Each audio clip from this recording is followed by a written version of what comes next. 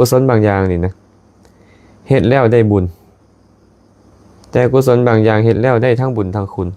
เนาะการสั้นบางคนนี่เฮ็ดบุญบ่สนคุณบางคนนี่เฮ็ดบุญแล้วให้ได้คุณนำอย่างเช่นเฮาเอาอาหารเอาข้าวแรงไปถวายครูบาอาจารย์ถามว่าได้บุญบ่ล่ะการให้ทานก็เป็นบุญเนาะคันบ่มีเจตนาให้เพิ่นผิดศีลนะแต่ถามว่าได้คุณบ่มันบ่ได้คุณน่ะเพราะมันเป็นการบั่นทอนศาสนาดิเป็นการบั่นทอนสิกขาบทของพระสัมมาสัมพุทธเจ้าฉะนั้น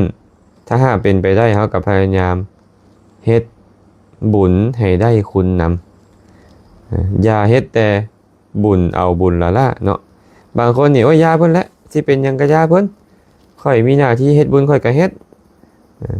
เพิ่นทับไปแล้วเพิ่นผิดศีลผิดธรรมเพิ่นก็ยาเพิ่นแหละข่อยเอาบุญแล้วก็พอถามว่าได้บุญบ่ก็ได้บุญหั่นแหละคันเจตนาดีอยู่เนาะ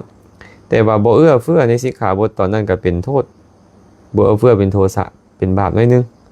นะแต่ว่ามันเป็นการทำลายศาสนาที่พระสัมมาสัมพุทธเจ้าอุตสาห์สร้างสมบารมีมาเพื่อบัญญัติเพื่อแสดงไขให้พวกเขาได้ฟังนั้นก็แสดงว่าเขาบ่เคารพต่อพระสัมมาสัมพุทธเจ้านั่นแหละเนาะ